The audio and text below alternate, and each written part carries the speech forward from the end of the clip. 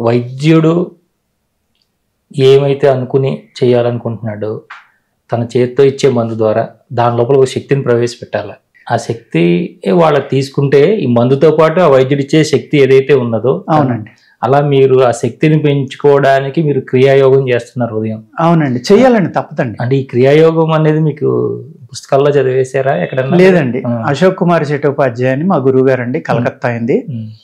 ఆయన లాహిరి బాబా యొక్క మనవరు ఎవరైతే ఉన్నారో సత్యాచరణ్ లాహిరి, ఆయన దగ్గర సెకండ్ క్రియ తీసుకుని ఆయన బ్రతికున్న నాళ్ళు ఫోర్త్ క్రియ వరకు ఆయన దగ్గర సాధన చేశారండి.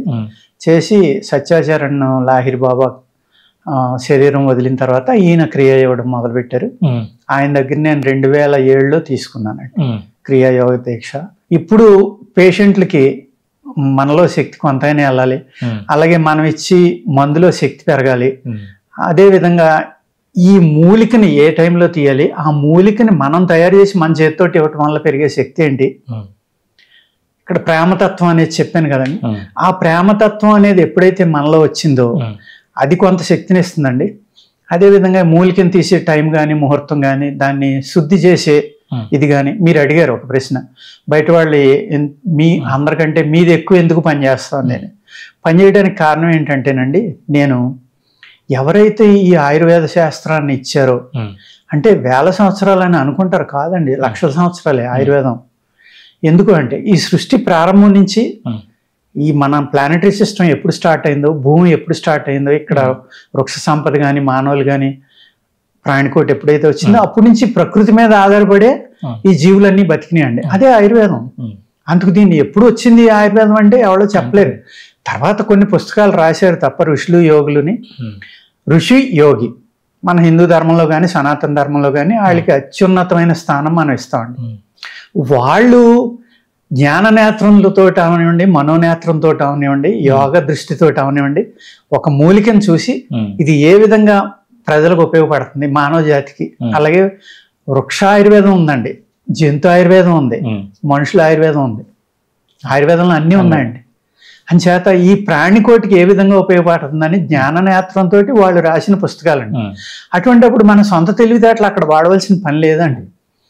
ఆ ఋషుల్ని తలుచుకోవడం, మనం వాళ్ళు ఎలా చెప్పారో అలా యాజ్ ఇట్ ఈజ్గా మనం చేస్తే కనుక పని చేయకపోవడం అనేది ఉండదండి. అంటే మనుషుల కంటే పశుపక్షాదులు జంతువుల్లో వీటిలోని వాటికి మాత్రం వాటికి ఏదైనా అనారోగ్యం చేసినా రోగం వచ్చినా ఏ ఆకుని తింటే తగ్గుతుంది, ఏం తింటే తగ్గుతుంది, వాటికి వెంటనే ఎలా తెలుస్తుంది గురుగారు?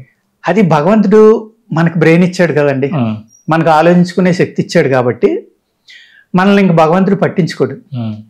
వాటికి ఇవ్వలేదు కాబట్టి భగవంతుడి యొక్క దృష్టి ఆ ఏదైతే మూగజీవులు ఉన్నాయో, బ్రెయిన్ తక్కువగా పనిచేసే జీవులు ఉన్నాయో వాటి మీద భగవంతుని యొక్క కృప ఎక్కువ ఉంటుందండి. అందుకేంటంటే ఇప్పుడు యానిమల్స్ ఉన్నాయండి, కొన్ని మందులు వాటిని చూసి కూడా తయారు చేశారు ఆయుర్వేదంలో. అవి తింటున్నా చూసి ఎలాగా అంటే ఇప్పుడు రేల చెట్టు అని ఉంటామండి, దానికి ఇంతంత పొడవు కాయలు ఉంటాయి నల్లగా, దాని లోపల గుంజు చాలా తీగా ఉంటుంది, అద్భుతంగా తేలినే ఉంటుంది. ఈ కోతులు ఎలుగుబంట్లు అంటాం కదా అయ్యి ఇలాంటివి, లేకపోతే ఈవెన్ టైగర్స్ ఇలాంటివి కూడా ఆ కాయ కనుక అందితే చెట్టు ఎక్కలేని కింద నుంచి కొరకు తినేయండి. ఈ చెట్టు ఎక్కగలిగిన చెట్టు ఎక్కి ఆ కాయ తినేవి. తింటే వెంటనే స్టమక్ అప్సెట్ అంతా పోయి స్టమక్ లో ఉన్న క్రిములన్నీ చచ్చిపోయండి, వెంటనే డీటాక్స్ అయిపోతుంది బాడీ. ఇప్పుడు అలాగే ఒక కుక్క ఉందండి, దానికి పొట్టలో బాగోలేదు, అది వెళ్ళి గరిగడ్డి తింటుంది. నేను చూశాను, గరిగడ్డి కానీ తుంగగడ్డి కానీ తింటుందండి. మళ్ళీ అన్ని గడ్డలు తినవయి, ఎక్కువ రెండు ఎక్కడున్నాయో తడుముకుని అవి రెండు తింటాయి. మరి వాటిలో ఏముందో తెలియదు. తిని ఆ గొంతు కడ్డు పట్టడం వల్ల దిగదు కదా, నవలదు, ఆ పరకపాడంగానే మింగుతుంది. మింగటం వల్ల అది గొంతుకులో పట్టుకుని ఇరిటేషన్ వచ్చి కక్కుతుంది. కక్కినప్పుడు ఈ స్టమక్ లో ఉన్నాయి అంతా కూడా బయటకు వెళ్ళిపోయి హ్యాపీగా అది పడుకుంటుందండి. ఈ విధంగా జంతువులకు కూడా భగవంతుడు ఇచ్చిన శక్తి అండి అది. వాటిని కూడా వాటి సహజంగా అట్లా బతికే విధానాన్ని పక్క పెట్టేసేసి మనం వాటికి భోజనం తినిపించి తయారు చేసి అట్లా ఉన్నది కూడా చెడగొట్టేసాం కదండి. చాలా ప్రమాదకరమైన పరిస్థితి అండి.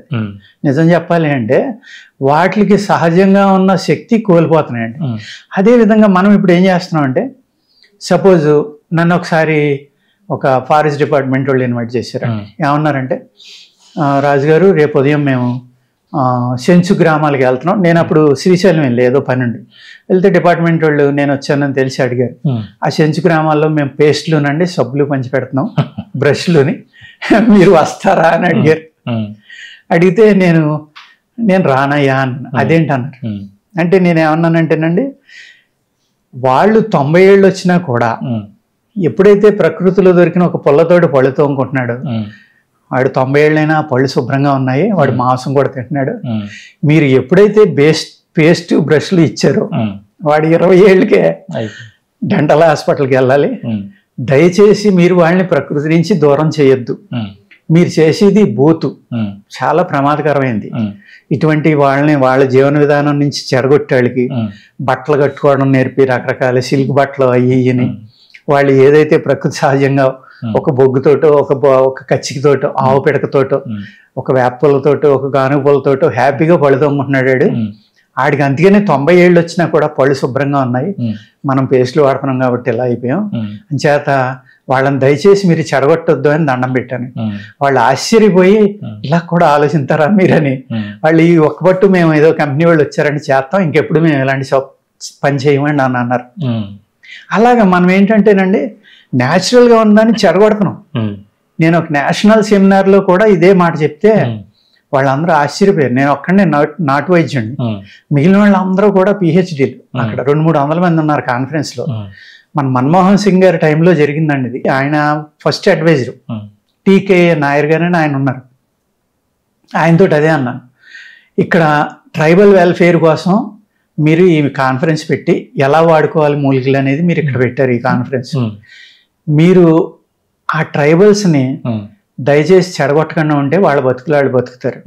అదేవిధంగా వాళ్ళ మీద నిజంగా ప్రేమ కనుకుంటే చిన్న చిన్న మిషన్లు జస్ట్ ఫస్ట్ స్టెప్ ఏదైతే ఉందో దాన్ని కడిగి బద్దలు కొట్టి చిన్న పౌడర్ చేసి ఇచ్చేలాగా ఒక క్లస్టర్ లాంటిది ఏర్పాటు చేయండి. ఏర్పాటు చేసి ఆ ట్రైబల్స్కి హెల్ప్ చేయండి.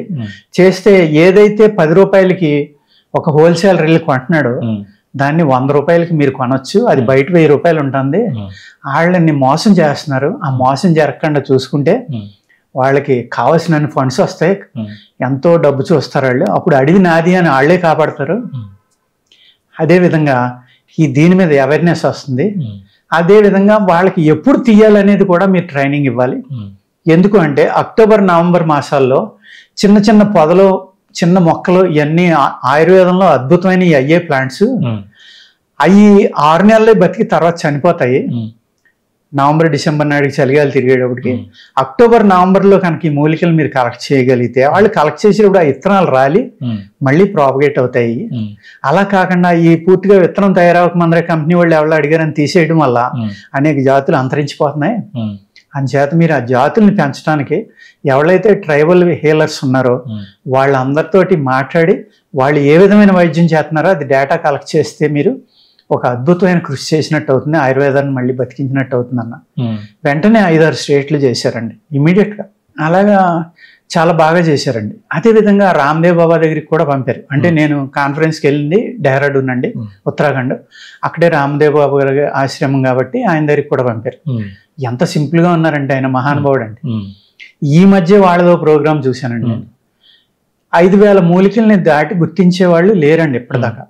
వాళ్ళు 10 years క్రితమే 55,000 మూలికల్ని గుర్తించడం, 12,000 మూలికల యొక్క చిత్రాలు రాశారండి, కలర్ చిత్రాలు పెయింట్ చేయించారు. పెయింట్ చేయించి 50,000 మూలికల్ని మళ్ళీ బతికిస్తున్నారు వాళ్ళు పాతి.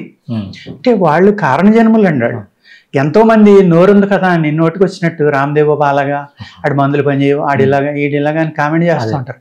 వాళ్ళు చేసి కృషి అనేది నాలాంటి వాళ్ళకి అర్థమవుతుందండి, లేకపోతే అక్కడికి వెళ్ళిన వాళ్ళకి అర్థమవుతుంది. డబ్బు లేకుండా ఏ పని అవదండి. ఆడ అన్ని వేల కోట్లు ఎందుకు సన్యాసం అది ఇది అని ఏదో నోటికి వచ్చినట్టు కామెంట్ చేస్తాం. కింద బతికే వాళ్ళు ఎంతమంది ఉన్నారో చూడరు కదండి. అదే లక్షల మంది బతుకుతున్నారు.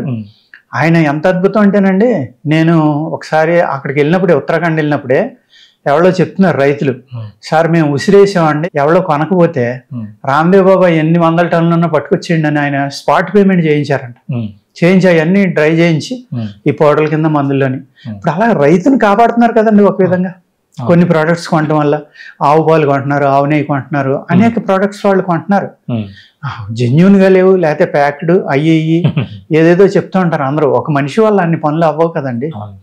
ఇప్పుడు మారిపోయింది కదండి జీవన విధానం కూడా మారిపోయింది. ఇప్పుడు ఈవేళ కొనుక్కుని 10 రోజుల దాకా దాచుకుని తాగాల, నెల వరకు దాచుకుని తాగాలన్నప్పుడు వాళ్ళకి ఎలా కావాలో అలాగే ఇవ్వాలి కదా. అంతే కదా. ఇచ్చే దాంట్లో కనీసం ఒక 60% అన్న జెన్యూన్ ప్రోడక్ట్ రావాలంటే. ఇప్పుడు ఫ్రిడ్జ్ చెడ్డ, అందులో వేలాది బ్యాక్టీరియా ఉంటుందని అందరికీ తెలుసు.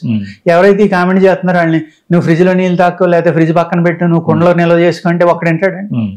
తను కష్టపడకూడదు, అన్నీ అయిపోవాలి.